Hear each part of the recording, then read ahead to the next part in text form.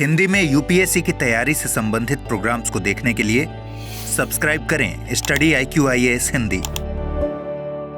नमस्कार दोस्तों, मैं हूं अमरिंद्र पांडे। आप देख रहे हैं स्टडी IQ IAS हिंदी।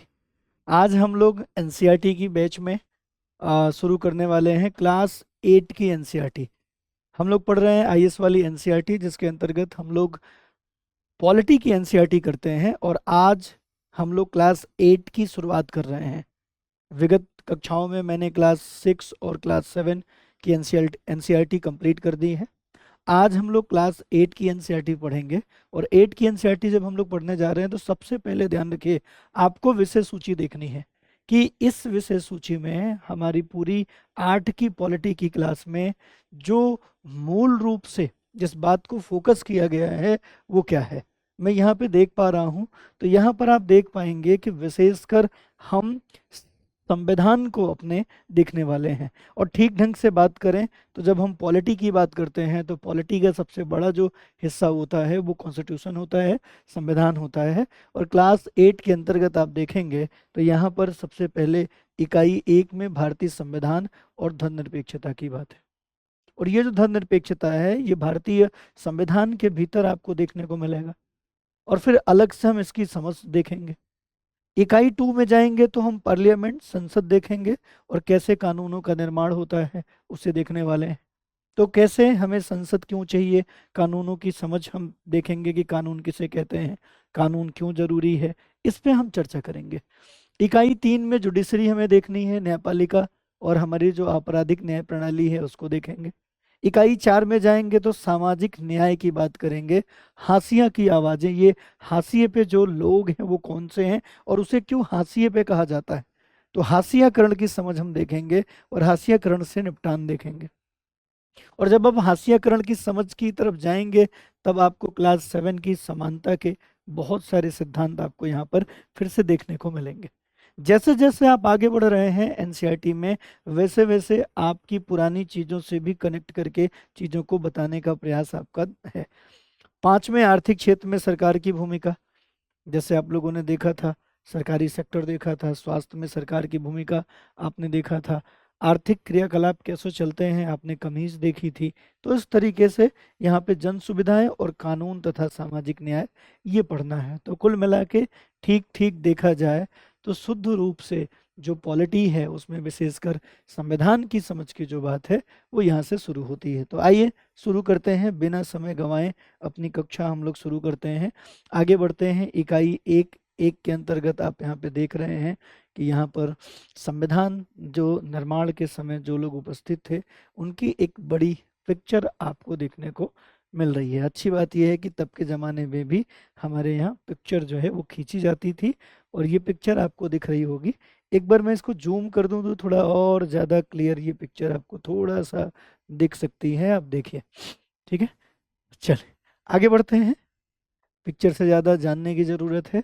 अध्याय 1 की शुरुआत हो रही है और अध्याय 1 में भारतीय संविधान यहाँ पर लिखा हुआ है। इसको थोड़ा बड़ा करके हम लोग देखेंगे, पढ़ेंगे। देखिए, भारतीय संविधान। भारतीय संविधान की बात करें तो इस अध्याय में हम फुटबॉल खेल से अपनी बात शुरू करेंगे। आपस में ज़्यादातर बच्चों ने इस खेल के बारे में ज़रूर सुना होगा। और देखा जाए तो विश्व में सबसे बड़ा जो खेल होता है वो फुटबॉल ही है। भारत में क्रिकेट बड़ा लोकप्रिय है, तो हमें कभी कभी क्रिकेट की भीड़ देख के या वर्ल्ड कप जब होता है, विश्व कप जब होता है, तो हमें ऐसा लगता है कि क्रिकेट अपने आप में बहुत बड़ा खेल है। लेकिन जब आप फुटबॉल की बात करते हैं, जब फीफा वर्ल्ड कप होता है, तब आपको पता लगता है कि दुनिया का सबसे बड़ा जो खेल है वो फुटबॉल का खेल है। भारत में भी इस खेल को लेकर नॉर्थ ईस्ट में बहुत ज़्यादा क्रेज है। उत्तर भारत, मध्य भारत में इसका क्रेज थोड़ा सा कम देखने को आपको मिलता है।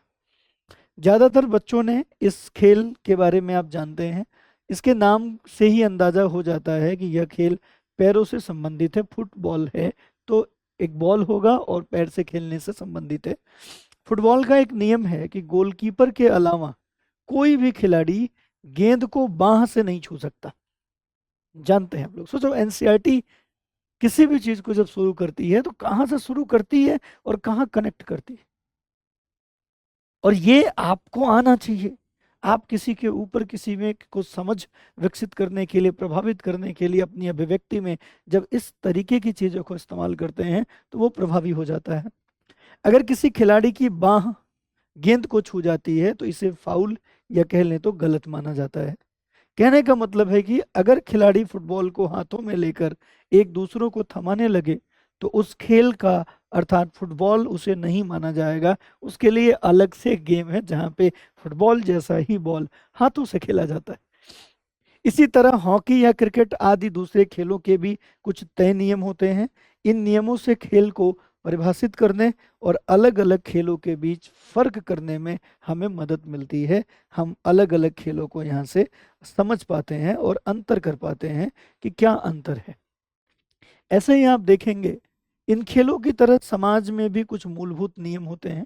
जैसे खेलों के नियम हमारे पास हैं, ऐसे ही कुछ मूलभूत नियम समाज के भी होते हैं और उन नियमों के विपरीत जाना फाउल या गलत माना जाता है।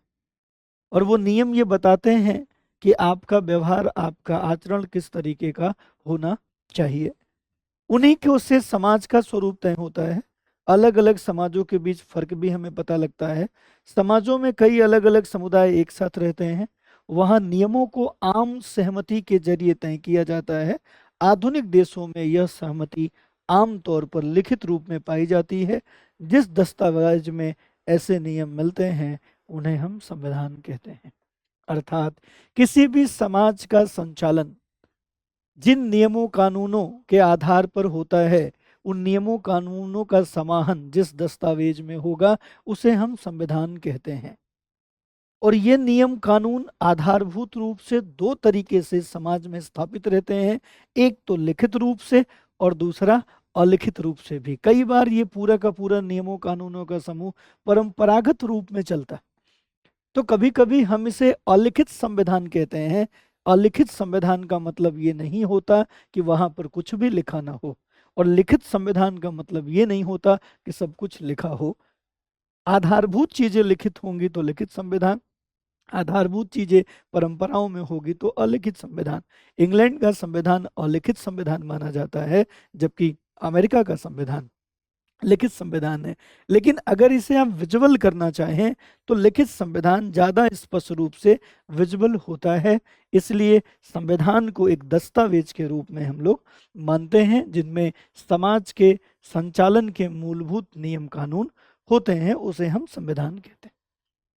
और सारे समाजों का संचालन इसी तरीके के संविधानों से ही होना चाहिए। ऐसे विचार को, ऐसे विचारधारा को संविधानवाद कहते हैं।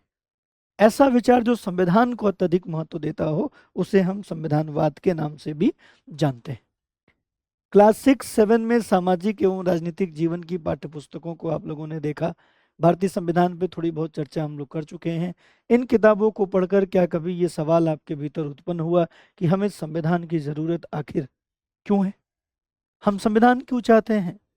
क्या आपने ये जानने की कोशिश की कि संविधान कैसे लिखा गया या उसे कितने लोगों ने लिखा? इस अध्याय में इन्हीं सारे मुद्दों पर हम लोग चर्चा करेंगे कि हमारा संविधान कैसे बना, हमारे संविधान के बनाने में किन लोगों ने योगदान दिया, किस तरीके का योगदान दिया, और संविधान बनाते समय किन किन बातों को महत्व दिया गया। इन्हीं सारी चीज़ों को आज हम लोग अपनी इस क्लास के भीतर पढ़ने का प्रयास करेंगे। किसी को देश के संविधान की जरूरत क्यों पड़ती है? ये एक सभा आपको यहाँ पर दिख रही है जिसमें संविधान बनाने के लोग शामिल हैं। यहाँ पर आपको नेहरू जी दिख रहे हैं और ये नेहरू जी ने वास्तविक अर्थों में हमारे संविधान में क्या होगा इस बात का जो खाका था वो खाका तैयार इन्होंने किया था, और 13 दिसंबर 1947 को उद्देश्य प्रस्ताव इन्होंने प्रस्तुत किया था संविधान सभा के सदस्यों के सामने। इस उद्देश्य प्रस्ताव के माध्यम से ये बताने का प्रयास किया जा रहा था कि हम अपने संविधान में क्या बनाएंगे।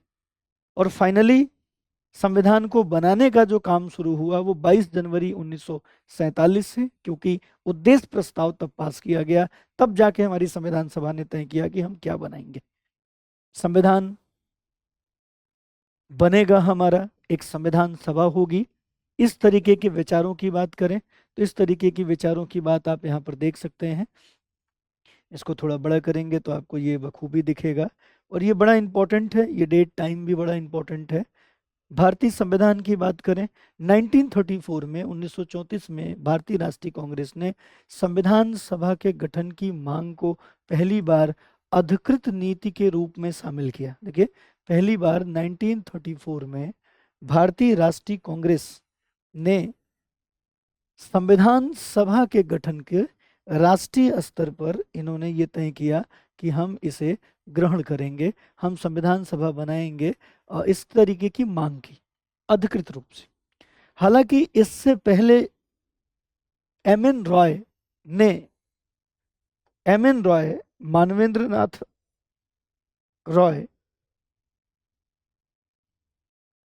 पैच रहेगा यहाँ पे, ठीक है, नहीं ठीक, पैच काट के अब कंटिन्यू। इसके पहले, सबसे पहले अगर हम बात करें तो संविधान सभा को एम.एन. रॉय के द्वारा इसकी मांग की गई थी, लेकिन अधिकृत मांग चूंकि कांग्रेस के द्वारा उस समय 1934 में की गई। संविधान सभा की यह मांग दूसरे विश्व युद्ध के दौरान और तेज हो गई और अंततः दिसंबर 1946 में संविधान सभा का गठन कर दिया गया। संविधान सभा के कुछ सदस्यों को कुछ चित्र दिखाए गए हैं जो आपने ऊपर अभी देखा है, उन चित्रों को आपने ऊपर देखने का प्रयास किया। दिसंबर 1946, मोटी मोटी बात पढ़ेंगे, यही चीजें ज्यादा विशिष्ट होती जाएंगी ऊपर की कक्षाओं में। दिसंबर 1946 से नवंबर 1949 के बीच संविधान सभा ने स्वतंत्र भारत के लिए एक नए संविधान का प्रारूप तैयार किया। जब कहा जा रहा है 1946, दिसंबर 1946 से नवंबर 1949, तो आगे की कक्षाओं में ये बड़ा स्पष्ट लिखा होगा कि जो पहली बैठक हुई वो 9 दिसंबर 1946 को हुई और जो आखिरी बैठक हुई वो 26 नवंबर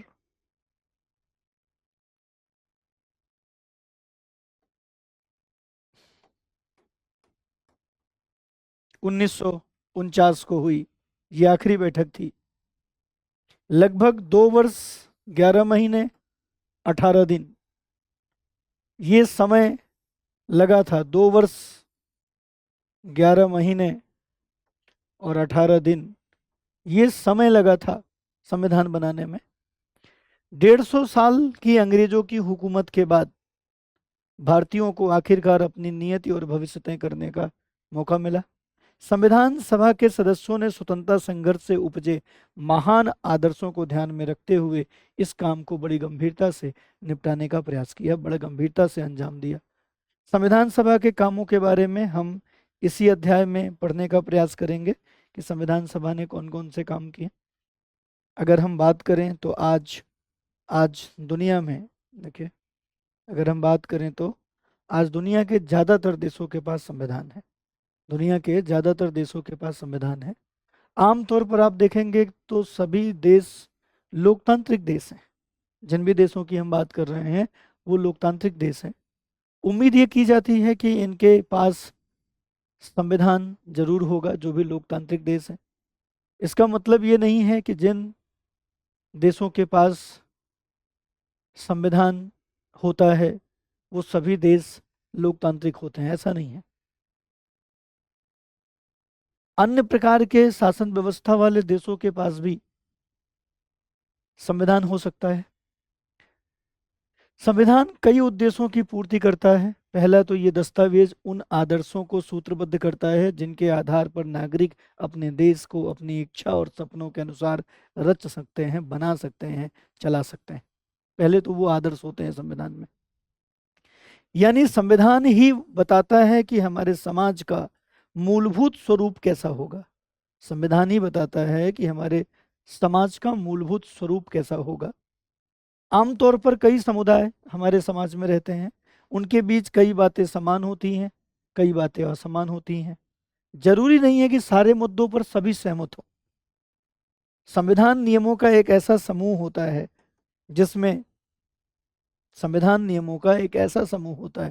जिसमें एक देश के सभी लोग अपने देश को चलाने की पद्धति के रूप में अपना सकते हैं।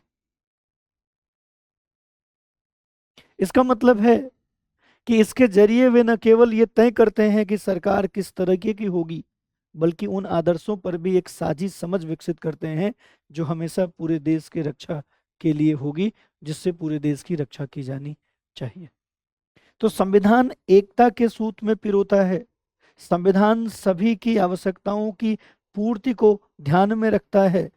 कुछ इन तरीके से संविधान क्रियाकलापों को आगे बताता है।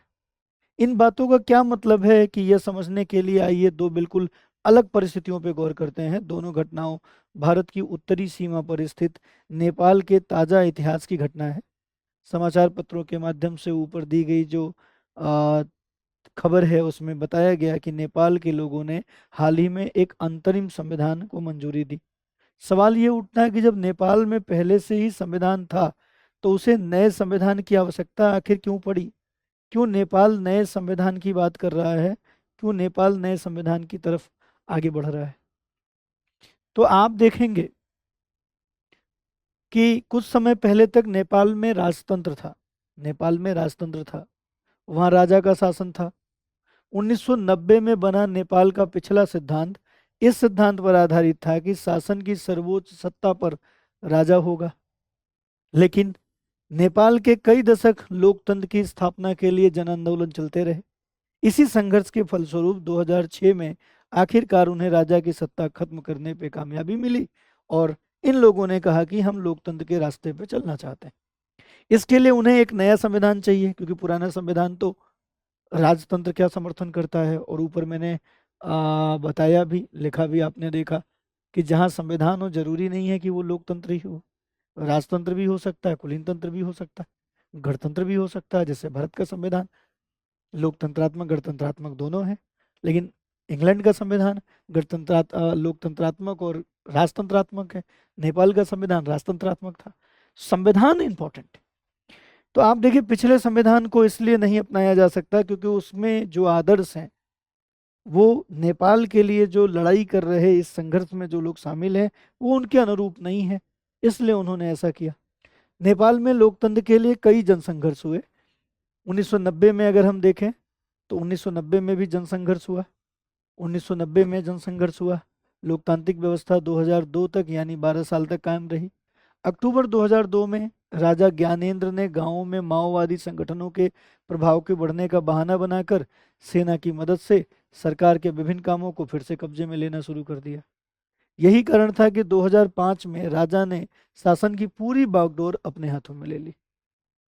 नवंबर 2005 में माओवादियों ने अन्य राजनीतिक दलों के साथ एक 12 सूत्री समझौते पर दस्तखत किए और इस समझौते में आम लोगों को लोकतंत्र और अमन चैन बहाल होने की उम्मीद दिखाई दे रही थी। लोकतंत्र के लिए चल रहा जन आंदोलन 2006 तक अपने शिखर पे पहुंच गया और आंदोलनकारियों ने राजा की ओर से दी गई छोटी मोटी रियायतों को अब नामंजूर कर दिया। आखिरकार अप्रैल 2006 में राजा को तृतीय संसद बहाल करके राजनीतिक दलों को सरकार बनाने का मौका आखिरकार देना पड़ा और 2007 में नेपाल ने अंतरिम संविधान अपना बनाया। 2007 में नेपाल ने अंतरिम संविधान अपना बनाया। 2006 मांग को लेकर चलने वाले जनतांत्रिक आंदोलन के दृश्यों को ऊपर आप लोगों ने अभी देखा ही था। अर्थात जिस तरह फुटबॉल खेल में नियम बदलते ही खेल बदल जाता है, उसी तरह नेपाल को भी राजतंत्र की जगह लोकतांत्रिक शासन व्यवस्था पर चलने के कारण सारे नियमों को बदलने होंगे ताकि नए समाज की रचना की जा सके। यही कारण है कि नेपाल के लोग अपने देश के लिए एक नया संविधान बना रहे हैं। तो संविधान क्या है, संविधान कैसे बनता है और संविधान किन रूपों का हो सकता है, वो आपने देखा। संविधान का दूसरा मुख्य उद्देश्य होता है देश की राजनीतिक व्यवस्था को तय करना कि देश की राजनीतिक व्यवस्था कैसी होगी। नेपाल के पुराने संविधान में कहा गया था कि देश के शासन की बागडोर राजा और मंत्रिपरिषद के हाथों में रहेगी। जिन देशों ने लोकतांत्रिक शासन पद्धति या राज व्यवस्था चुनी है, वहां निर्णय प्रक्रिया के नियम तय करने में संविधान बहुत अहम भूमिका निभाता है। लोकतंत्र में हम अपने नेता का चुनाव खुद करते हैं, हमारी ओर से वे सत्ता का जिम्मेदारी के साथ इस्तेमाल करते हैं, फिर भी इस बात की संभावना रहती है कि नेता सत्ता का कभी भी दुरुपयोग कर सकते हैं। तो इस तरीके की विकृतियों से बचाव संविधान में हमें मिलता है, कि संविधान में ये बताया जाता है कि किस तरीके से आप अपने जिम्मेदारियों को निभाएंगे और क्या लिमिटेशंस आपके ऊपर होंगी। राजनेताओं द्वारा सत्ता के दुरुपयोग से लोगों के साथ भारी अन्याय हो सकता है। इसका उदाहरण नीचे दी गई एक चित्रकथा पट में भी देखा जा सकता है। कहानी दी गई है, उस कहानी के माध्यम से आप देख सकते हैं। आगे बढ़ने से पहले मैं आपको सूचना दूं कि प्रतिज्ञा प्लस बैच जो 2026 बैच है वो आपके लिए उपलब्ध हो गया है। 25 की तैयारी के लिए अब समय लगभग पूरा हो गया है। अब 25 अगर तैयार करना चाहते हैं तो उसके लिए समय आपके पास कम है, लिहाजा 2026 का प्रतिज्ञा प्लस बैच आपके पास आ गया है। इस बैच में 2026 के प्रारंभिक परीक्षा को पास करेंगे तो आपकी पूरी फी आपको रिफंड हो जाती है और बाकी आगे की तैयारी कंटिन्यू आपकी निःशुल्क रहती है। इस बैच से जुड़ने के लिए आपको 29,999 रुपये खर्च करने होंगे। इसके लिए एपी लाइव कोड लगाना होगा, क्योंकि अगर आप एपी लाइव कोड का इस्तेमाल नहीं करते हैं तो ये बैच आपको 67,000 का आपको पड़ता है। तो बड़ा डिस्काउंट प्राप्त करने के लिए आप इस कोड से जब एक्सेस करेंगे तो आपको 29,999 रुपये फ़ी आपको पे करनी पड़ेगी। ये बैच शुरू हो रहा है 11 अक्टूबर से और ये शाम का बैच है, शाम 6 बजे। 6 से 9 क्लासेज होती हैं, 3 घंटे की क्लासेज होती हैं। लाइव क्लासेज होती है, 2.5 घंटे पढ़ाया जाता है। आधे घंटे डाउट सेशन होता है जिसमें आप ऑडियो में अपना डाउट पूछ सकते हैं। ये विशेष सुविधा है। स्टडी आईक्यू के बैच के लिए इसलिए भी आमंत्रित करना आसान होता है क्योंकि स्टडी आईक्यू अपने गुणात्मक प्रतिबद्धता के लिए हमेशा कमिटेड है। अफोर्डेबल एजुकेशन आपको उपलब्ध कराता है। मात्र 30,000 में 1.5 लाख रुपए की जो क्वालिटी मिलती है जिस बैचेस में, वो बैच आपको मात्र 29,999 रुपये में मिलता है। और ये इतना ही हो तो चलो एक बार आप सोच भी सकते हो कि सर ऊपर नीचे आप कह सकते हो, लेकिन इस बैच में बहुत कुछ है। पूरा का पूरा पीटी मेंस, और मेंस भी कैसा है, रेजिडेंशियल प्रोग्राम है। मतलब आप प्रारंभिक परीक्षा तक की तो तैयारी अपनी आप अपने घरों से करते हैं, लेकिन जैसे ही प्रारंभिक परीक्षा आप पास करते हैं 29,999 रुपये आपको रिफंड हो जाते हैं। साथ ही साथ आपको दिल्ली बुलाया जाता है, स्टडी आईक्यू के वेन्यू पे आपको रखा जाता है। वहाँ पे रहना खाना पूरा निःशुल्क होता है, एक भी रुपया आपको खर्च नहीं करना होता। दिल्ली का माहौल मिलता है और वहाँ आप मेंस की तैयारी, पढ़ाने का जो मॉडल है वो ऑफलाइन होता है और टेस्ट सीरीज आपको कराई जाती है, मेंस के लिए तैयार किया जाता है। और इसके लिए तो आप कहीं भी जाएं आपको बड़ा फीस तो देना ही पड़ेगा, लेकिन स्टडी आईक्यू इसमें ये देता है। तो ये जो चीज़ें हैं कि आपका प्री की तरीका मेंस का पढ़ाई पूरा कराई जाए, पीटी पास होने का, मेंस को ऑफलाइन मॉडल में तैयार कराया जाए, साक्षात्कार के लिए पूरी तरीके से क्लास बस मॉक टेस्ट दोनों ही दिया जाए, तो ये बहुत रेयर होता है जो स्टडी आईक्यू दे रहा है। तो मैं आपको आमंत्रित करूंगा, स्टडी आईक्यू के ऐप पे जाइए, एक बार बैच सर्व कीजिए और उसके बाद जुड़िए बैच के साथ। 26 के लिए है ये बैच। कहानी है, इन कहानी के माध्यम से भी आप समझ पाएंगे कि किस तरीके से जो संविधान है वो लोगों का हित करता है और जो राजनेता हैं जिनकी जिम्मेदारी है कि लोगों तक सेवाओं को भुगतान करें और उनके द्वारा कभी अगर कुछ गलत किया जाता है तो इसके माध्यम से, संविधान के माध्यम से उसमें दिया गया है कि उन्हें रोका जा सके। लोकतांत्रिक समाजों में प्रायः संविधान ऐसे नियम तय करता है जिनके द्वारा राजनेताओं के हाथों में सत्ता के दुरुपयोग को रोका जा सके। भारतीय संविधान की ही बात कर लें तो हमें भारतीय संविधान में बहुत सारे ऐसे तत्व देखने को मिलेंगे भारतीय संविधान में जो लिमिटेड करते हैं सत्ता के दुरुपयोग को। कक्षा 7 की पुस्तक में दिए गए दलित लेख में ओम प्रकाश वाल्मीकि के अनुभव को कुछ याद है आपको? अगर याद है तो उस अध्याय में बताया गया था कि कैसे ओम प्रकाश को दलित होने के कारण भेदभाव का सामना करना पड़ा था। वहां आपने ये भी पढ़ा था कि भारतीय संविधान देश के सभी व्यक्तियों को समानता का अधिकार देता है और राज्य किसी भी प्रकार का इस तरीके का जातिगत विभेद नहीं कर सकता। हमारा संविधान कहता है कि धर्म के नाम पे, नस्ल के नाम पे, जाति के नाम पे, लिंग के नाम पे, जन्म स्थान के नाम पे किसी के साथ किसी भी प्रकार का कोई भेदभाव नहीं किया जाएगा। इस प्रकार समानता का जो मूल अधिकार भारतीय संविधान में दिया गया है, ये व्यक्ति के साथ होने वाले भेदभाव को रोकता है, या यूं कह लें राज्य या राजनेता किसी भी प्रकार का कोई विभेद नहीं कर सकते हैं। लोकतंत्र में संविधान का एक महत्वपूर्ण काम ये भी होता है कि कोई भी ताकतवर समूह किसी दूसरे ताकतवर समूह या लोगों के खिलाफ अपनी ताकत का इस्तेमाल न करे। नीचे दिए गए चित्रकथा में यही है, आप देख सकते हैं। इस तरह से अगर देखा जाए तो अस्वस्थ हालात लोकतांत्रिक समाजों में भी पैदा हो सकते हैं, जहां बहुमत वाला गुट लगातार ऐसे फैसले लागू करता है जिनमें अल्पसंख्यकों की सहमति नहीं होती। इससे अल्पसंख्यकों को नुकसान पहुंचता है। जैसा कि चित्रकथा के पत्र में हमने पता लगता है कि बहुमत की निरंकुशता का हमेशा खतरा समाज में बना रहता है। अर्थात चूंकि लोकतांत्रिक व्यवस्था में सत्ता में वही पार्टी होती है जिसको बहुमत प्राप्त होता है, और बहुमत अक्सर राजनेता जो हैं वो चुनाव के दौरान विशेष प्रकार के जाति के आधार पर, धन के आधार पर, धर्म के आधार पर ध्रुवीकरण करते हैं। तो कई बार एक विशेष धर्म, विशेष जाति के लोग एक विशेष पार्टी को सपोर्ट करते हैं, उसकी सरकार बन जाती है। ऐसी दशा में समस्या ये आती है कि वो सरकार विशेषकर योजनाओं को बहुसंख्यक के लिए लागू करती है, अल्पसंख्यक के लिए खतरा उत्पन्न हो जाता है। तो संविधान में दिए गए नियमों से इस बात का ख्याल रखा गया है कि अल्पसंख्यकों को किसी भी ऐसी चीज से वंचित न किया जाए जो बहुसंख्यकों के लिए समान रूप से उपलब्ध है। इवन अल्पसंख्यकों के हितों के लिए अलग से व्यवस्था दी गई है। बहुसंख्यक की इस निरंकुशता या दबदबे पर प्रतिबंध लगाना भी संविधान का एक महत्वपूर्ण कार्य होता है। यह दबदबा एक समुदाय द्वारा दूसरे समुदाय के ऊपर भी हो सकता है, जिसे अंतर सामुदायिक वर्चस्व के नाम से भी हम लोग जानते हैं। आप देखेंगे तो या फिर एक ही समुदाय के भीतर कुछ लोगों दूसरे लोगों पे दबाव बना सकते हैं, जिसे अंतः सामुदायिक वर्चस्व कहते हैं। तो ना तो इंटर कम्युनिटी और ना ही इंट्रा कम्युनिटी, ना अंतः सामुदायिक ना अंतर सामुदायिक, दोनों ही दबाव न बनाया जा सके, इस बात पे संविधान विशेष रूप से ध्यान देता है। अब सवाल उठता है कि संविधान क्यों होना चाहिए? तो इसका उत्तर है कि तीसरा महत्वपूर्ण कारण आप देख लेंगे तो आपको पता होगा कि संविधान इसलिए जरूरी है। हम खुद अपने आप से बचा सकें, यह बात सुनने में जरा अजीब लगती है।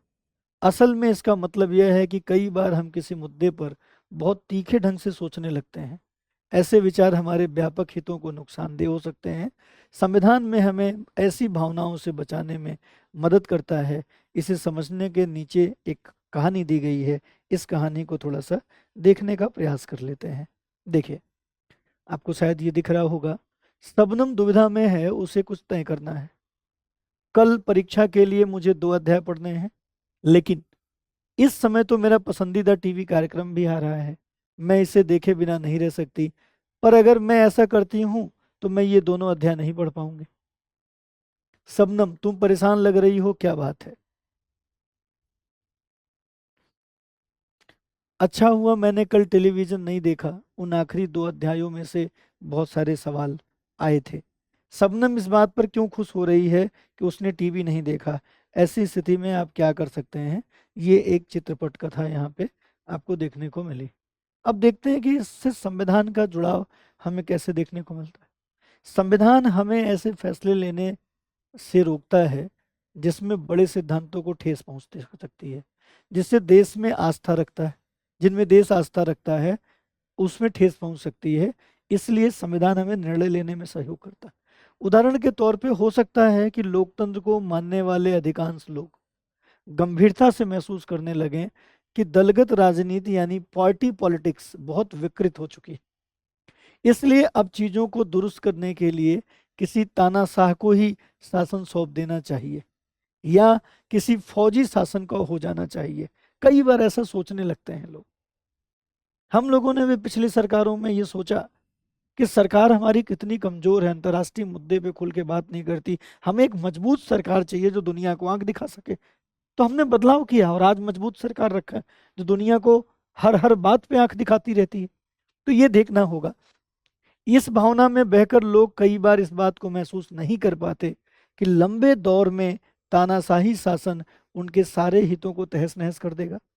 एक अच्छा संविधान देश की बुनियादी संरचना को इस तरह की उन्मादी विचार से बचाता है। यह ऐसे प्रावधानों को आसानी से पलटने नहीं देता जिनके जरिए नागरिक के अधिकारों को का आश्वासन मिलता है और उनकी स्वतंत्रता की रक्षा होती है। अर्थात अगर कुछ लोगों के भीतर इस तरीके का विचार आ भी जाए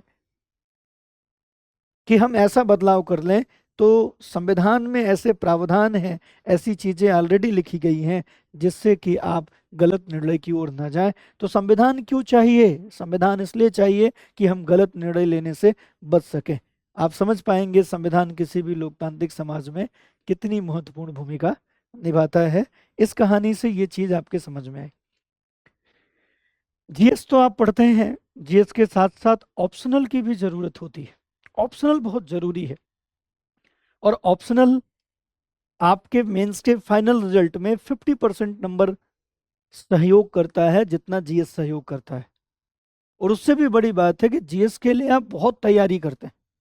1000 नंबर का जीएस तैयार करते हैं और मिलते बमुश्किल से 300 नंबर, 350 नंबर, और 500 नंबर का ऑप्शनल तैयार करते हैं और उसमें भी 300 350 नंबर मिल जाते हैं। तो बहुत इंपॉर्टेंट हो जाता है कि थोड़ा समय देके और ज़्यादा नंबर गेन कर पाएँ, तो इसलिए ऑप्शनल ज़रूरी है।